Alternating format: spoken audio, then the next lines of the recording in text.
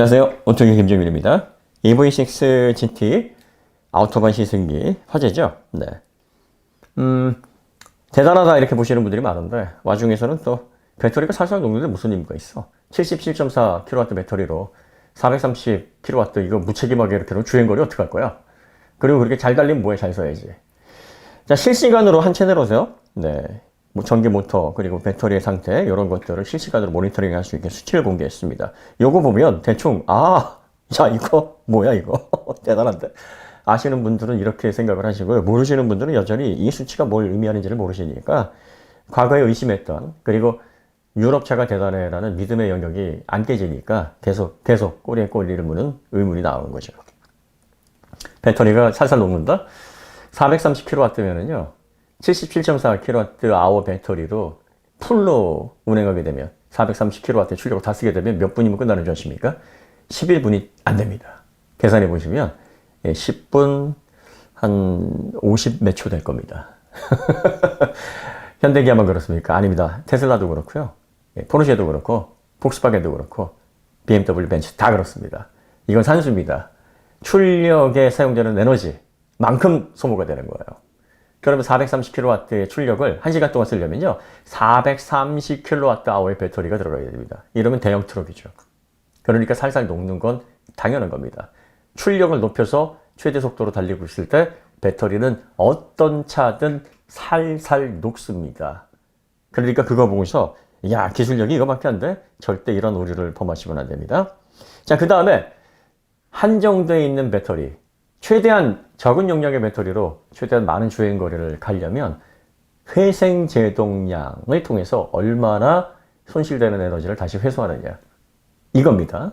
그 다음에 전압에 의해서 전류가 이동하면서 회로에서 손실이 발생합니다. 직류는 저항, 배터리로 충전될 때는 저항이 발생하게 되고요. 배터리에서 다시 인버터를 거쳐서 삼상 교류 모터로 교류로 들어가게 될 때는 임피던스, 저항과 리액턴스가 합쳐진 이런 손실이 발생하게 됩니다. 그런데 이 손실을 얼마나 줄여내느냐, 다시 말해서 전압 강화율을 얼마나 잘 잡았느냐, 이 두 부분만 보면 야, 이 적은 배터리로, 한정적인 배터리로 주행거리를 최대한 확보하는 기술이 어느 정도 수준인가를 대충 짐작은 할 수가 있습니다. 물론 다 할 수는 없죠. 하지만 짐작할 수가 있다. 자, 그러면 지금 리뷰에서 나온 EV6 GT의 이 시승기 환경 내에서 회생제동량이 어느 정도 피크로 잡히고 있습니까? 자, 여기 보시면은요, 9분 27초 구간에서 364.5kW 이만큼이나 잡혔습니다. 상당히 높은 수치로 회생제동의 전력 피크를 찍고 있다는 얘기예요. 물론 이거는 순간적인 수치이기 때문에 이거보다 훨씬 낮게 회생제동 전력량을 회수한다고 해도 그 피크를 찍는다고 해도 전체 회생제동량의 합을 계산을 해야 됩니다. 이것만 봐가지고 경쟁사 대비 2배, 3배 이렇게 생각할 수는 없어요. 하지만 지금 EV6 GT는 다른 제조사들보다 월등히 높은 수치의 전력을 회생제동으로 회수를 하는 그런 기술력이 투입이 되어 있다는 얘기입니다. 총합을 계산을 해봐야 되겠고 그리고 타사 경쟁사의 피크 회생제동의 전력량을 고려를 해봐야 되겠지만 어쨌든 이렇게 수치가 높게 설정이 되어 있다는 건 전체 총합에서도 유리하다라는 그런 합리적인 예상을 할 수 있게 하는 부분입니다.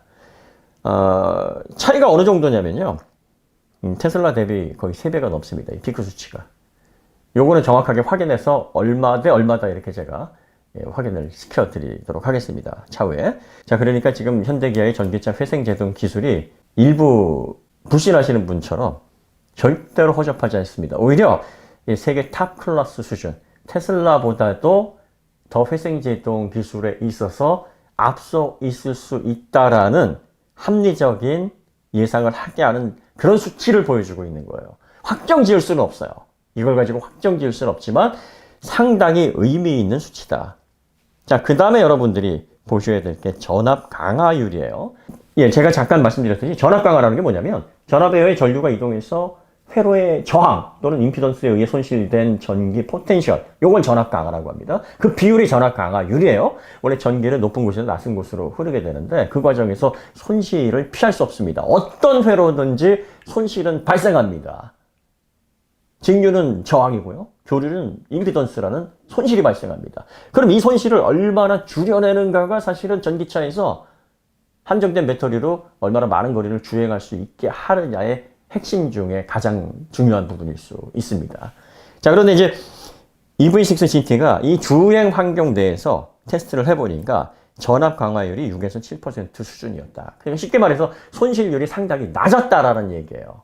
그런데 비슷한 환경에서 테슬라 모델 Y를 측정해 보니까 전압 강화율이 18% 정도였다. 이것도 물론 한정된 시승 코스에서 측정이 된 거기 때문에 이걸 완벽하게 그렇구나라고 단정 지을 수는 없습니다. 하나의 실험 데이터라고 보시고 판단을 하셔야 되는데, 어쨌든 비슷한 아우토반에서의 주행 환경에서 이런 결과가 나왔다라고 하는 건 손실을 줄여내는 부분에 있어서도 지금 현대기아 전기차의 기술력이 상당히 높은 단계에 이르러 있다라고 예상할 수 있게 하는 부분입니다. 단순히 내피셜로 그럴 거야가 아니라 수치가, 자, 이 부분을 한번 주목해서 얼마나 줄여내는지 이 전압 강화율을 통해서 이 정도 수준에 도달해 있다라는 걸 보여주게 되면, 야, 지금 고속도로에서는 이렇고 시내에서는 물론 또 달라질 수 있어요. 고속을 내지 않는 환경에서는 또 달라질 수 있으니까, 그럼 시내에서는 또 어떻게 될까? 뭐 이런 부분들을 조합해서 나중에 최종적인 결과를 내보면, 아, 이 정도 수준까지 올랐구나라고 예상할 수 있게 하는 그런 지표가 됩니다. 자, 그러면 자, 배터리는 얼마나 온도를 잘 제어를 할까요? 보시면은요, 안정성에 있어서 2300rpm으로 최고속 시속 263으로 달릴 때 온도, 맥스 템퍼러처 보시면은요, 매우 안정적입니다. 자, 이렇게 최고속으로 달릴 때보다 사실 회생제동을 가열차게 걸 때, 이때가 사실은 배터리 온도가 더 올라가는 환경인데, 배터리 전류가 464.6A까지 오르고 있습니다. 이 상태에서 배터리 최대 온도가 36도로 제어가 되고 있어요. 자, 그 다음에 가장 회생제동률이 높은 364.5. 지금 전류가 469.4A인데 33도로. 물론 이제 이렇게 최대치를 계속 오래 유지하느냐 아니면 짧게 유지하느냐에 따라서 배터리의 온도에 가중되는 부담이 이렇게 좀 차이가 있을 수 있다는 점. 하지만 지금 36도, 37도, 40도 이상을 넘기질 않습니다. 지금 EGMP에 들어가는 배터리가 하부 쪽에서만 냉각을 합니다. 배터리 셀은 원래 라미네이트는 아래쪽으로 발열이 몰리는 특성이 있어요. 그리고 항상 제가 말씀드리지만 규격화되고 또 표준화된 배터리를 통해서 이게 하부 쪽으로 발열 제어가 냉각이 이루어지더라도 전체 안정성에 크게 문제가 없는 구조를 만들어내기 위해서 EGMP 배터리가 표준화가 됐다는 게 중요하다, 이런 말씀을 좀 드렸죠. 이 배터리 냉각 라인이 위, 아래, 그리고 통로 이런 식으로 설계가 되게 되면 배터리의 하우징, 팩이 커집니다. 그래서 밀도가 떨어져요. 셀이 더 많이 들어가야 됩니다. 배터리 팩에. 그 밀도를 높이지 않으면 공간 많이 차지하고 무게 부담이 커집니다. 이거 줄여내는 게 굉장히 중요한 기술인데, 이걸 줄여내려면 이렇게 안정적인 배터리 온도 제어 기술을 갖추고 있어야 돼요. 지금 EGMP가 이 정도의 초고성능 성능을 내면서 36도, 37도가 최대 배터리의 온도가 오르는 그 정도의 수준이라 그러면 안정성에 있어서 신뢰를 하실 만하다라는 겁니다.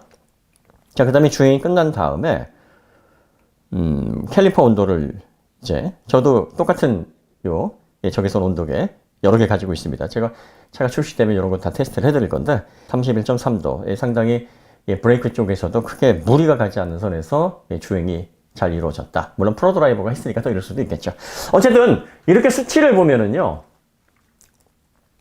대한민국의 전기차, 현대기아의 전기차가 예상했던 것보다, 제가 기대했던 것보다 더 놀라운 결과물이라서 저는 지금 상당히 고무되어 있습니다. 예전에는 독일차를 보면서 정말 정말 경탄스럽다, 정말 놀랍다, 이런 거를 어떻게 만들어내지 하면서 밤을 새가면서 그 수치를 가지고 그 인상 깊은 그런 결과물에 정말 찬사를 보냈는데, 이제 국산 브랜드에서 잘 믿겨지지가 않아요. 예를 들어 마치 이건 어떤 기분이냐면, 막 자다가 갑자기 합격했습니다, 이런 통보를 받아서 소스라치게 놀라는 듯한 그런 기분입니다. 그래서 지금 굉장히 막 고무되어 있고 흥분되고 빨리 결과를 통해서 눈으로 확인해 보고 싶고, 제가 만들어낸 수치를 통해서 테크니컬 데이터와 별 차이가 없거나 아니면 이런 부분에서 좀 아쉽구나 이런 걸 눈으로 지금 계속 확인해 보고 싶은 마음뿐입니다. 그리고 테슬라가 앞서 나갈 때 이런 얘기 했어요. 테슬라 엔지니어들은 정말 미쳤구나. 쟤들 진짜 소름 돋는다. 어떻게 저런 엔지니어링을. 현대기아차도 지금 비슷하게 미쳐가는 것 같아요. 여러분들 지금 미쳐가고 있어요. 와. 네, 살짝 뭉클하네요. 이제 시작이죠. 이제 시작입니다. 더 놀랄 준비가 되어 있습니다. 네, 더 많이 놀래주세요. 심장 강합니다. 그리고 국내에서 준비되시는 대로 좀 빨리 보내주시면 네, 멋지게 저희도 이 못지않게 좋은 리뷰를 통해서 얼마나 잘 만든 모델인지 혹은 개선해야 될 부분이 있는지 그리고 또 저희 나름대로 네, 어떤 부분에서 더 기술적인 진보를 이루었으면 좋겠는지 그 바람을 담아서 성의 있게 저희가 테스트를 해드리도록 하겠습니다. 네, 오늘 이야기는 여기서 마치도록 하겠습니다. 더 좋은 콘텐츠로 찾아뵙겠습니다. 감사합니다.